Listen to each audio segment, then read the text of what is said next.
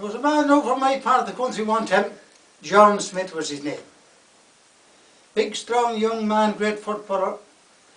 And his ambition was to go to America and join the police force over there. And he went over to New York and got a job as a policeman for 30 years. Travelled out in America, met some great friends, and I played football and all that. So he retired after 30 years and he come back to live. And where do you think he went to live? In the heart of Cavan. And he bought a tractor and trailer. And he got a job with Cavan County Council, filling potholes, sweeping the road, talking to people. He was a sort of a, he was sort of a guest, you know, and he was a great man for tours, giving instructions, especially to Americans if they got lost on the road. And he'd sort them out anyhow. He also played a bit of music on the accordion and the fiddle. And he could tell stories and do a bit of shadows dancing as well. He was an all-round man. Anyhow, he decided after 20 years on the road he had enough and he'd retire. And they had a big party for his retirement, singing and dancing and all that. Sold the tractor and trailer and just took it easy. Bought a good suit of clothes and a good pair of shoes, and he had an early car.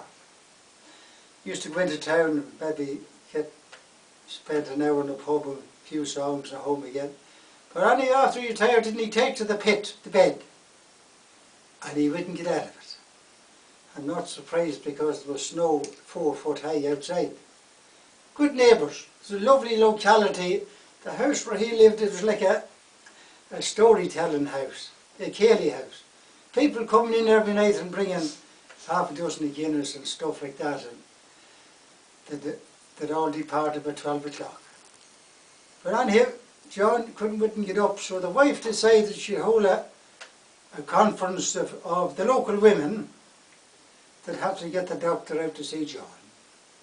And there was this big block of a lassie. She spent 12 months in Birmingham one time. She went away to learn to become a doctor or a nurse. And she stuck her for 12 months and she come home and she wouldn't go back. And she was known then far and wide as the nurse. Anyone got sick, he went for the nurse. Anyhow, she decided she'd write to the doctor. And she says, "Dear doctor, would you like to come out and see John, your friend? He's very bad. He's got shingles." Well, when the doctor got the letter, he put the mare in the trap and headed out. Took him an hour and a half in these lanes and hills and brows and all that. And out to see the doctor, straight into the house.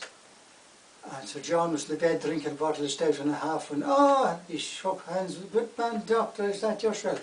You'll have a little drink. We'll have a bottle and a half." The doctor looked at him and knew that he didn't have shingles. So after a few minutes, doctor says, "I better be going." He went down to the kitchen, he said, "Now, where is the woman that wrote to me?" And the nurse put up her hand. "It was me, doctor." "Well, you know," he says, "that John hasn't got shingles." She says, "We all know John hasn't got shingles. John has got a very slight touch of pneumonia. Why didn't you put pneumonia in your letter? It's all right for you talking, you're an educated man." She says, "There was nobody here could spell pneumonia."